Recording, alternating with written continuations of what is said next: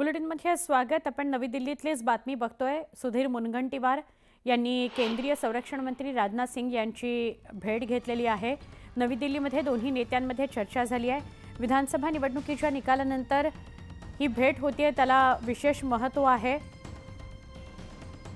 मागच्या सरकारमध्ये सुधीर मुनगंटीवार मंत्री होते, लोकसभेलाही ते सामोरे गेले, तिथे त्यांचा पराभव झाला आणि आता ते विधानसभेला पुन्हा निवडून आलेले आहेत। आमचे प्रतिनिधी नवी दिल्लीचे प्रशांत लीला रामदास यांच्याशी बोलूया। प्रशांत, या भेटीकडे कसं बघावं लागेल? म्हणजे होणे शक्यता आहे आणि आता आपण बघतोय आमचे प्रतिनिधी आपल्याला अधिक माहिती देत आहेत, पण तोपर्यंत हे छायाचित्र खूप बोलकं आहे।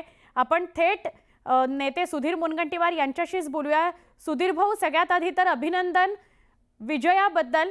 आणि या भेटीकडे काय बघायचं, आम्ही कसं बघायचं, काय चर्चा झाली? ही भेट राजकीय भेट नाही। राजनाथ सिंगजी आमचे नेते आहेत आणि राजनाथ सिंगजी आमचे नेते आहेत। आज दिल्लीमध्ये माझे अतिशय जवळचे मित्र, आम्ही दोघांनी युवा मोर्चामध्ये उपाध्यक्ष म्हणून काम केलं। लोकसभेचे अध्यक्ष ओम बिर्लाजी, त्यांच्या कन्येचा विवाह आहे आणि म्हणून त्यांच्या कन्येच्या विवाहासाठी आलो। तर मग आता आलोच आहे, तर आता 5-7 भेटी या आहेत। माननीय राजनाथ सिंगांची भेट आहे, सोनवाल साहेबांची आहे, आमचे मित्र आहे किसन रेड्डीजी आमचे अध्यक्ष होते युवा मोर्चाचे, त्यांची भेट आहे। तर या भेटीचा राजकीय अर्थ कोणताही काढू नये। बर मात्र ही भेट झाली म्हणजे आपण निवडून आले, तरी त्यानंतर दिल्लीतली ही आपली भेट म्हटल्यानंतर लगेच चर्चा सुरू झाल्या, थेट तुमच्याशी संवाद झाला त्यानंतर? नाही, अशा कोणत्याही चर्चा करण्याची आवश्यकता नाही आणि अशा साऱ्या गोष्टींसाठी भेटीची आवश्यकता नसते। पण काय झालंय, सध्या दिल्लीमध्ये जोरदार चर्चा आहे। तिन्ही महत्त्वाचे नेते, तिन्ही पक्षाचे आज दिल्लीत येतील। मुख्यमंत्रीपदी कोण असेल याविषयी सुद्धा निर्णय होणार आहे, मंत्रिमंडळासंदर्भातला निर्णय होईल, त्याविषयी काही सांगू शकाल का? नाही, हा तर साधारणतः भारतीय जनता पार्टीचा कोणताही कार्यकर्ता कधीही काहीही मागायला जात नाही आणि पक्ष सुद्धा कोणीही मागायला गेला नाही, त्याच्यावर अन्याय होऊ देत नाही।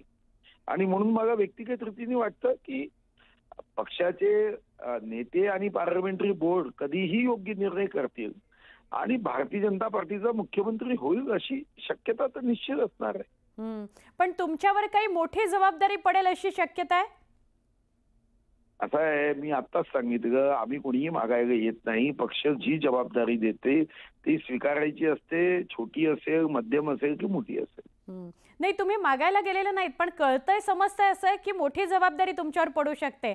मग त्या निमित्ताने ही भेट आहे का, असं एक माझं मत आहे की देव तुम्हाला तथास्तु म्हणो, तुमच्या तुम्ही जे म्हणाल असं आहे की पक्ष जी जबाबदारी देते ती आपण पूर्ण करायची असते। ही भेट सहज भेट आहे, ही भेट एक आपण ज्याला सौजन्य म्हणून भेट आहे, बाकी याच्यात काही दुसरा अर्थ कोणीही काढू नये। नक्की। सुधीर भाऊ, शेवटचा प्रश्न विचारते, मुख्यमंत्री पदासंदर्भात भाजपची काय भूमिका आहे? 132 जागा भाजपच्या एक हाती निवडून आल्या आहेत।